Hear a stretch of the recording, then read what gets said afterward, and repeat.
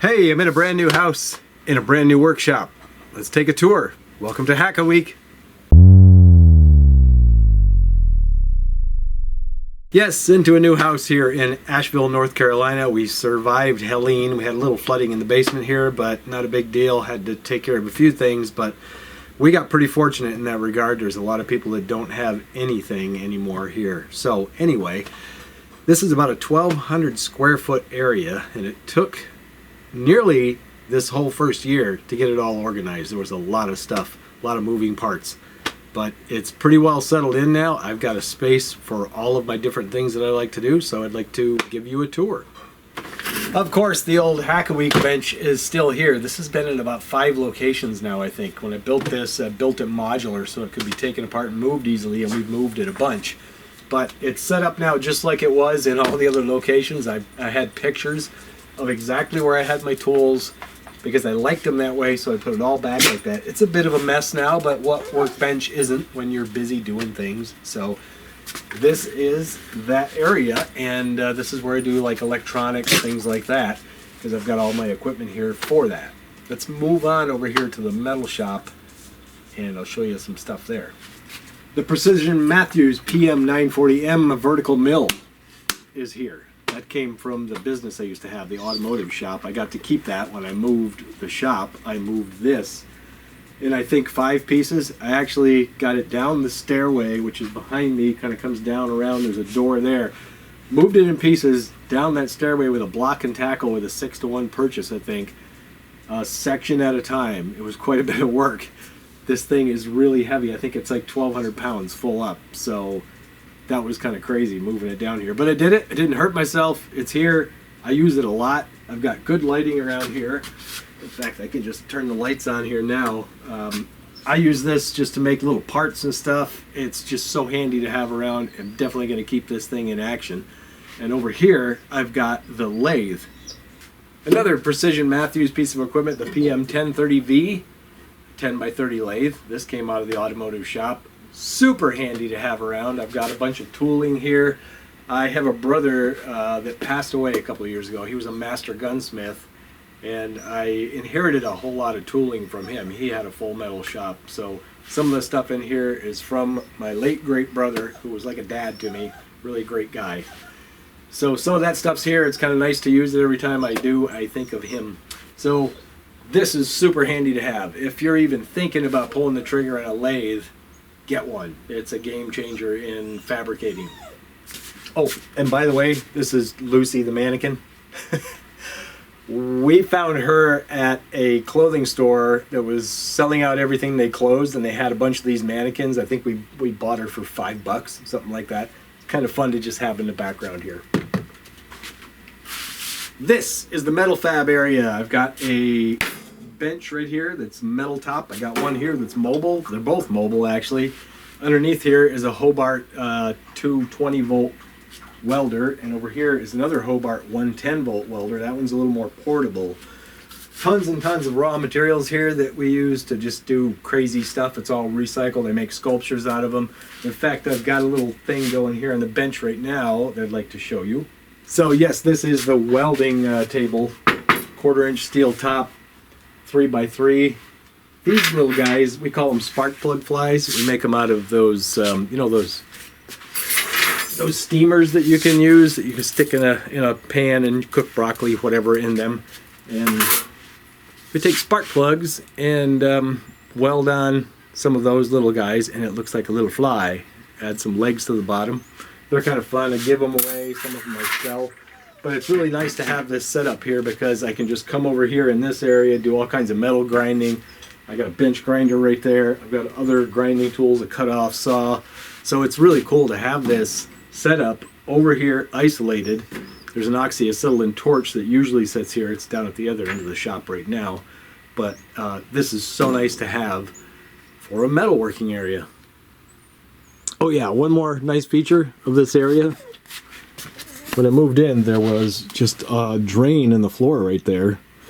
Perfect size to put a toilet. So did a little bit of plumbing from the water line, and I don't have to run upstairs to go to the bathroom. It's great to have this in the workshop. Here's just a little sample of some of the goodies we have around to do metal sculpture with. There's just all kinds of crap here. We keep it in plastic bins, kind of labeled as to what it is. There's a whole shelf full of stuff, gears and sprockets and blow torches that we turn into lamps. Tons of cheese graters. Those make neat little hanging lamps. Actually, this is cool. This is a carbide lamp. And if I was to put carbide and some water in there, I'm sure it would make a settle in and work. It's all there. We found that in a thrift store for 12 bucks. So that's pretty cool. Up there's some kitchen appliances, blenders, things like that. We make lamps out of those too. The hydraulic press came from the automotive business, and that's really handy to have around when I'm working on things that may have a shaft and a bearing. I need to take it apart or put it back together. Lots of my old Hackaweek projects I've got stashed on some shelves here. There's some crazy stuff going on. And then over here I have the mechanical workbench, and there's Thor. That's really handy to have for working on things mechanical. I've got this whole setup basically replicated from what I had in the machine shop in my automotive service shop. I pretty much left it the same. All the tools are still here.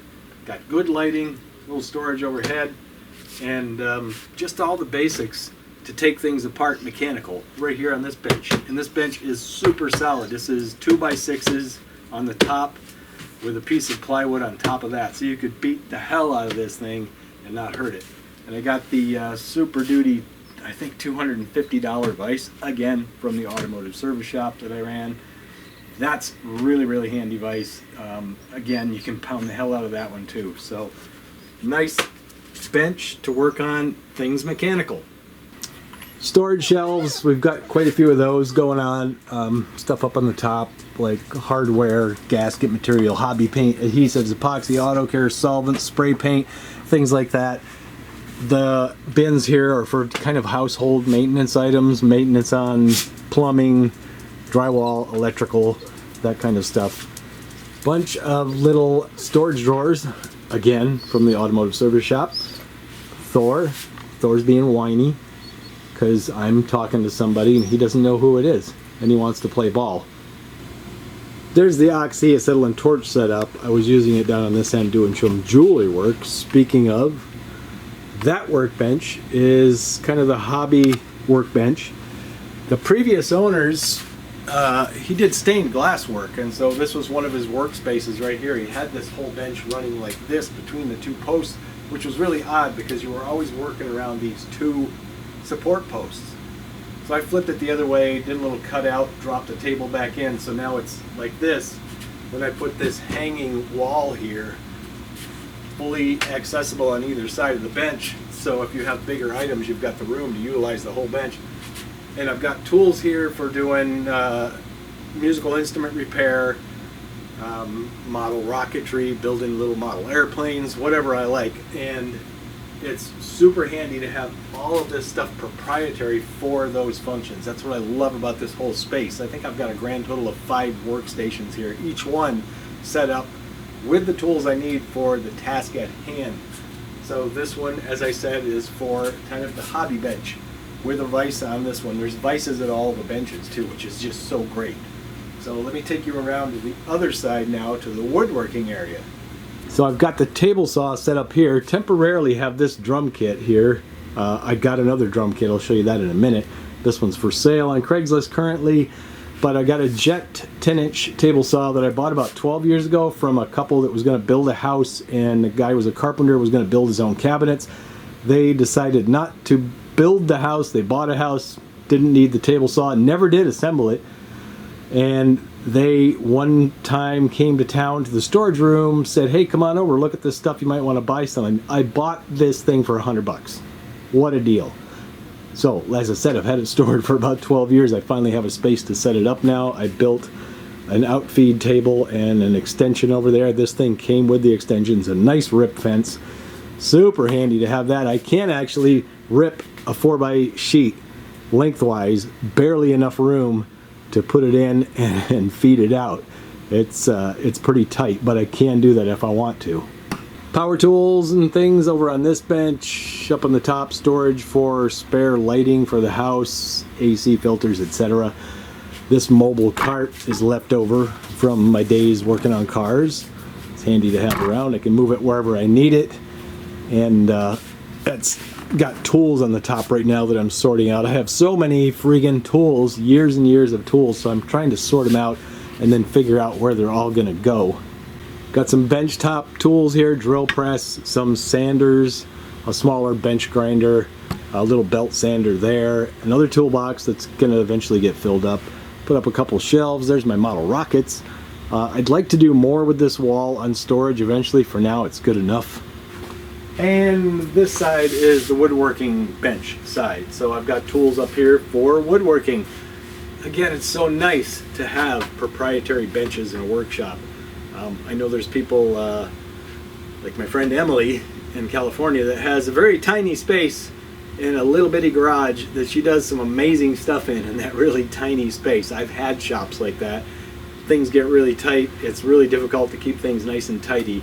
So this is so nice because the thing I really love about it is you can have a project in the works, and if you want to step away, you can just leave everything where it is. And you can come back later and pick up where you left off. You don't have to repurpose the bench for the next thing you want to do. You can just kind of leave it as is and walk away. So feel very fortunate that we found this house. It's just perfect for both of us. And lastly, for me, the piece de resistance is the music studio. This is so awesome. Again, previous owner played bass and drums, and he had this set up and built it just to come in and play music. So this was the deal closer for me. When I saw this room and he had his drum kit set up and a bass hanging on the wall, I was like, we're sold. That's it. This is our house. This is the dream house. This drum kit I picked up last week for a couple $100. The guy had it in the back of his pickup truck on the way to the pawn shop. Left a note on the car. He called me back. We swung a deal. I got it for $200. It's a Gresh Catalina Maple 6-piece kit. And I've got all my instruments here. I can just come in here anytime I want, pick one up, put on some music, play along. I have people come over and play. I've got a nice big storage closet here. Some of this gear belongs to the guitarist that I play with over here, and I got a drummer that comes over. I play bass. We do a little recording. I've got a setup here with an older Delta 1010 M Audio sound card and computer down there, so we can do some recording. Here's my old tuba, trumpet. My skateboards. Don't do too much of that anymore at 65 because the bones are getting a little brittle, but I do push around the longboard down by the river. I've got my vintage electronic stuff stashed up here on a shelf. That's kind of fun. Over here, I've got this nice display case with my camera collection. I'd say most of them are operational, about 90% of them. All those Pentax SLRs I do use quite a bit. I got some twin lens reflex cameras there, a few old antique ones that I've collected. We've got the old 1959 Zenith console stereo. That was a Hackaweek restoration. Keyboard over there, a couple of dehumidifiers for the summertime.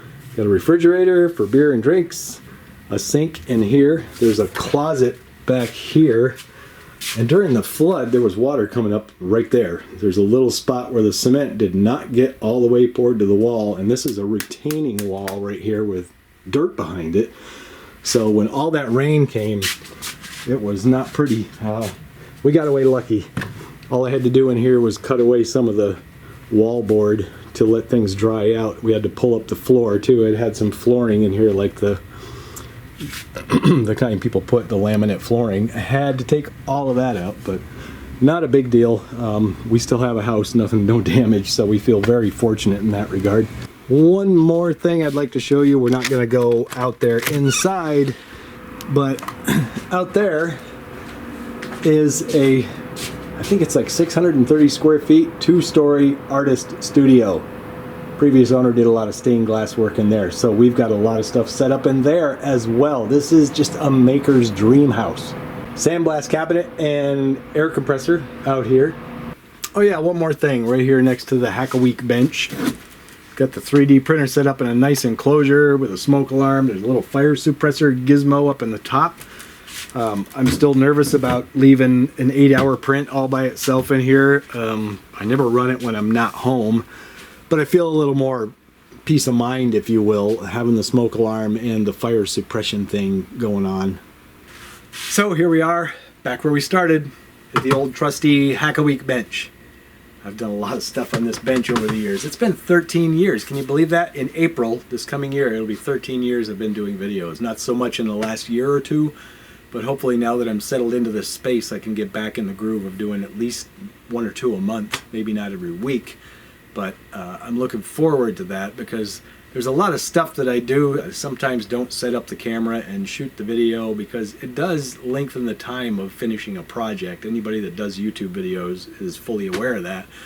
But I'd like to thank all the loyal followers I've had over the years. It's been a lot of fun reading the comments. I always interact with the comments. I get a lot of pats on the back for the stuff I do. I also get some shit talking, but that's YouTube videos. There's people that just like to do that. Whatever, it doesn't bother me. So thanks for watching. Don't forget to like, share, subscribe, hit that bell so you get an email notification when the new videos do come up. And until next time,